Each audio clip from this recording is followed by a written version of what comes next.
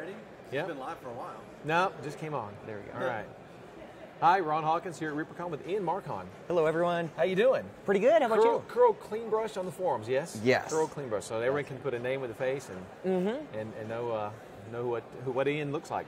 So how's it going? What do you think about the new venue? Oh, I love it. This has been awesome. I just love how much more open space we have for people to paint and spread out and play games. And It's big. yeah, this has been wonderful. I believe, this is not scientific. Okay. But they say you could put the last facility in this entire ballroom. Oh, I'd believe it. Yeah, easily. You could just pluck it up and just go, and it would fit right in this room. And then we have more room outside. We have the gaming, the classrooms. Yes. Yeah. And so, we're growing still. So Absolutely. Next year, Yeah, we'll have just space. have stuff on the roof, I guess. I don't know. There we go. Out of space. I don't know. So, you've been doing this for a long time, but you haven't. I mean, you've done some stuff for Reaper, but how many pieces have you actually painted for Reaper? Just a few, yeah. Only 3 or 4 so far. Hopefully more. Yes, in the future. yes. Yeah. I've painted many Reapers on my own. On your but own, for yeah. you guys, For only I us. think 3 or 4 at the moment. Yeah. And the one you painted most recently was. It would be the Dungeon Dwellers special promo miniature, the orc that was August, right? July. Yeah, July. piece, yeah. That's right. And yeah. you wrote a painting guide, and people have downloaded it hundreds of thousands of times, right?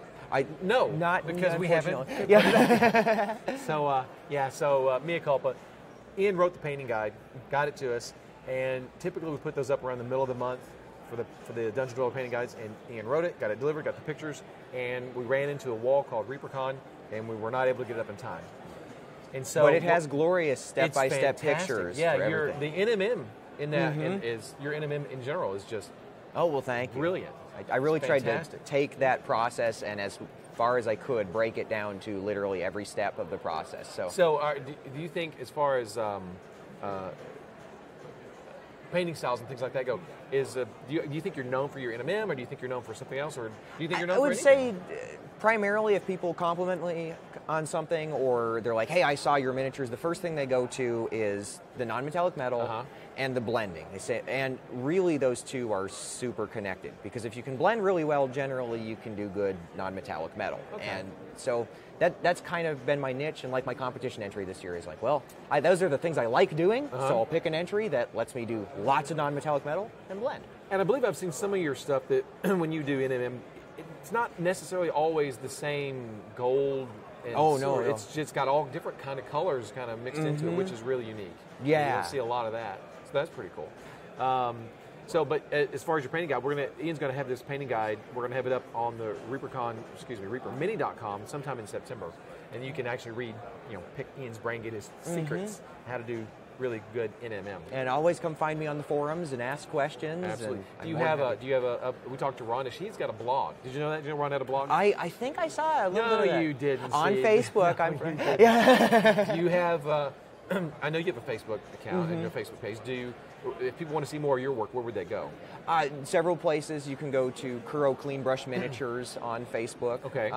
Alternatively, a lot of my stuff, especially if I'm going to give a real good step-by-step and kind of take people with me through the process, I still do that mostly on the work-in-progress section of the Reaper forums. Okay, so you have a lot of stuff on the Reaper forums. I have a few YouTube videos, but I've been spotty in putting them out, so... It's tough. Yeah. It's tough. The hardest part is being consistent about that. Absolutely. Kind of stuff.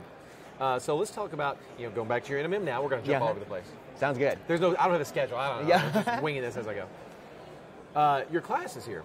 Tell us about your two-part, your long class that was split by lunch. I guess you taught that yesterday. Yeah. Tell us about that. So for a little bit now, I've wanted to teach a non-metallic metals class. And I've had a version of that I've taught the past couple years, where we focused on using kind of those exotic colors in the non-metallic metals. But what I've found is that unfortunately, even though we can get through, here's how to paint an item in that non-metallic metal, I don't have time to teach the students in just a 2-hour class why we put the highlights where we did, or the shadows, or why we did what we did. To cram all that in an hour and 45 minutes is really hard. Tough. You can give the basics, but it's not as thorough as you'd like it to be. Yeah, so with Ron's permission, I was like, hey, well, let's experiment this year. Let's see if there's any interest in a 4-hour class. And fortunately, people gobbled that up, and that was a lot a lot more helpful. We had time to spread out and do things. We took a lunch break in the middle so people didn't get too overwhelmed and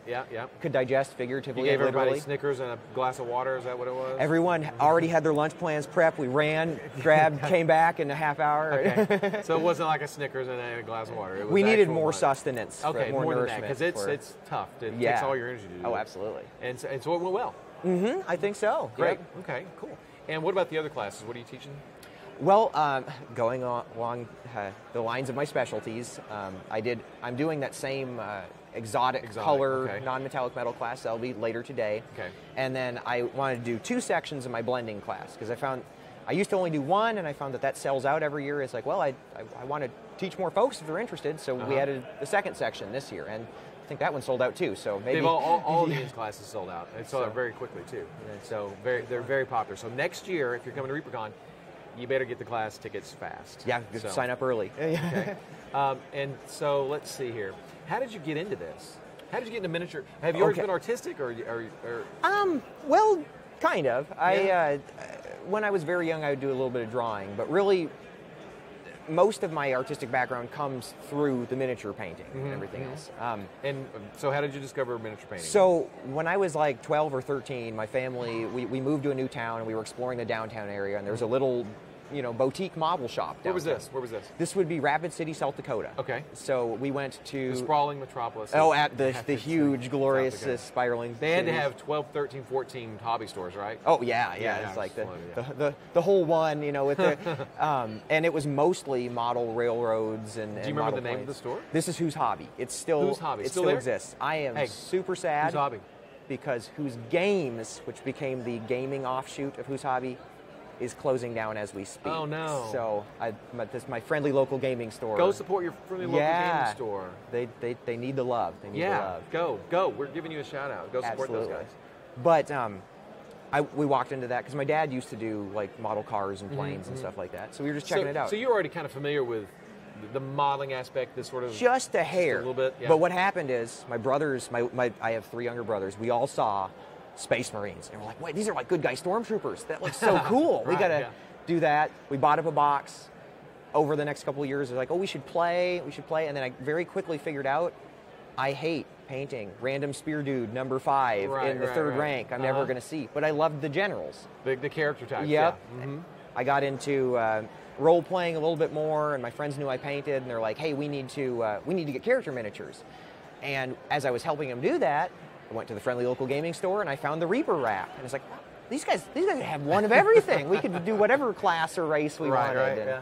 So that was kind of my journey. Started doing more of that. I attended my first Reapercon in 2012. Took a bunch of classes. And learned that I didn't even know what I didn't know at that time. And then tried to put those into practice over the next few years. So.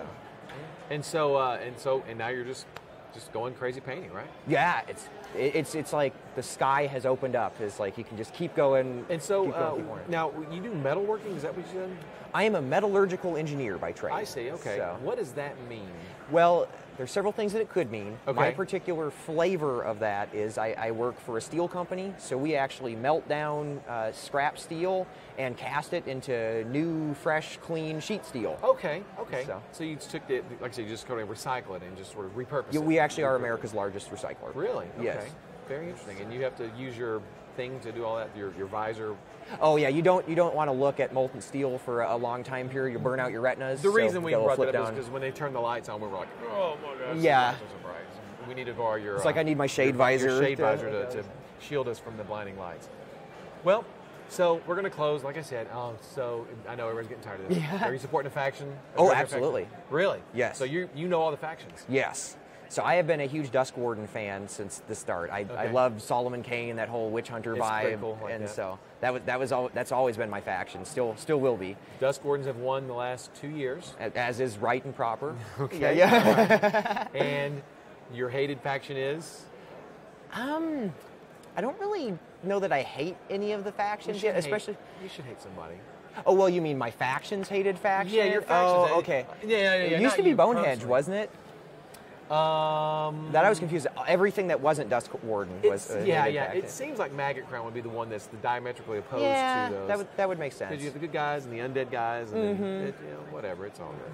Yeah, but no. But that being said, I'm a little conflicted because last year I did one of the iconics for the River Widows, and really enjoyed that. So it's like, so I have to like the River Widows just a little bit higher than the others. Just a little bit. Well, I was telling over the point totals earlier, and Dusk Wardens is winning right now. So, oh, well, good. Yeah, as of last night. So very hopefully excited. we'll get that email out. So, well, listen, thanks for stopping by. Appreciate it. Thanks for having teaching me. at Reapercon. It's a blast. And we're going to have another guest coming soon, I guess.